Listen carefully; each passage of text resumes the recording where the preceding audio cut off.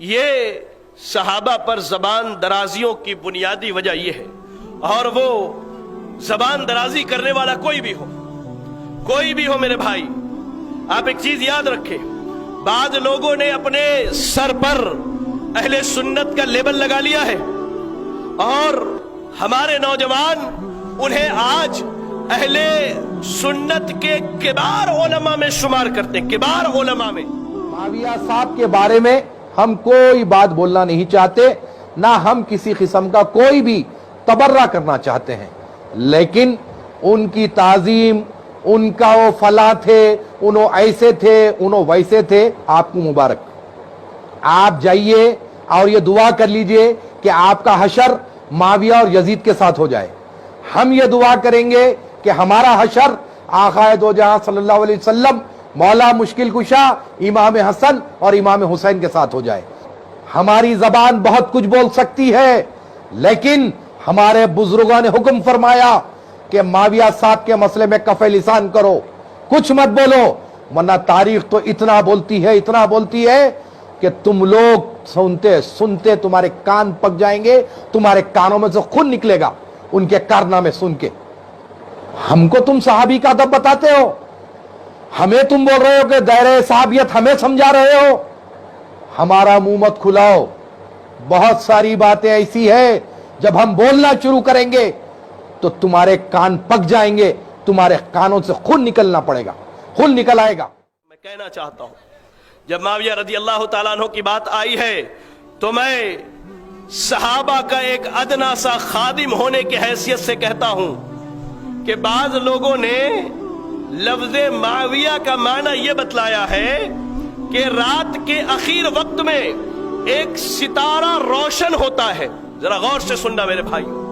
اور ان سب کو جا کر کے یہ بتلاؤ جو ہمارے روحانی ماموں کاتب وحی حضرت معاویہ سے بغض رکھنے والے ہیں، جن کے دلوں میں حسد ہے، جن کی غلاظتیں، جن کے حسد گاہے بگاہے اسٹیجوں سے سامنے آتے رہتی ہے، کہ بعد اہل لغت نے معاویہ کا معنی یہ بتلایا ہے کہ ایک ایسا ستارہ ہے معاویہ جو رات کے آخری پہر میں آسمان پر چمکتا ہے، اور گلی کوچے کے جو کتے ہیں اس ستارے کو دیکھ کر کے بھونکنا شروع کر دیتے ہیں، اس کی چمک ان سے برداشت نہیں ہوتی۔ اور در حقیقت حضرت معاویہ واقعی وہ ستارے ہیں جن کا نام سننے کے بعد رافضیت کے ایوان میں، جن کا نام سننے کے بعد وہ سارے نیم رافضی جنہوں نے ماتھے پر اہل سنت کا لیبل لگایا ہے، ان کی رافضیت باہر آتی ہے، ان کی رافضیت سامنے آتی ہے، اور یہ مجبور ہو جاتے ہیں، نہیں کچھ تو بعد روایتوں کی منمانی تعویل کر کے حضرت معاویہ رضی اللہ تعالیٰ عنہ پر یہ زبان دراز کرتے ہیں۔ انہیں بتلاؤ کہ تمہاری حیثیت بھی ہم اہل سنت والجماعت کے نزدیک گلی کے ان کتوں سے زیادہ نہیں جو معاویہ جیسے ستارے کو دیکھ کر کے بھونکا کرتے ہیں۔ یہ ہمارا عقیدہ ہے، یہ ہمارا منہج ہے، یہ ہمارا ایمان ہے میرے بھائیوں۔ میں آپ کو بتلاؤں اللہ کے نبی صلی اللہ علیہ وسلم نے صحابہ اکرام رضی اللہ عنہم کے تعلق سے فرمایا، جیسا کہ صحیح بخاری اور صحیح مسلم کی روایت ہے، آپ کہتے ہیں لا تسبوا اصحابی، تم میرے صحابہ کو گالیاں نہ دو۔ تم میں کا ایک آدمی اگر احد پہاڑ کے برابر بھی سونا خرچ کر دے، اور سنتے جائے، حافظ ابن حجر الاسقلانی رحمہ اللہ نے ایک روایت نقل کی ہے،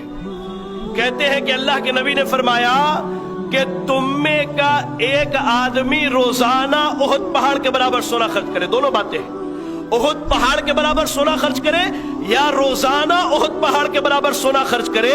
صحابہ نے اللہ کے راہ میں جو ایک مٹھی آدھا مد خرچ کیا ہے اس کے برابری کو نہیں پہنچ سکتے۔ یہ ہے صحابہ کی فضیلت۔ اور یاد رکھے،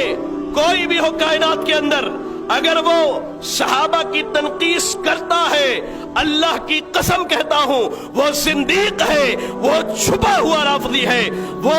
اپنے رفض کو اور اپنے رافضیت کو ظاہر نہیں کرتا، لیکن جب حضرت معاویہ کی باری آتی ہے، اہل ایمان کے خالو کی باری آتی ہے، اللہ کی قسم کہتا ہوں ان کی رافضیت اور ان کی منافقت کھل کے آتی ہے۔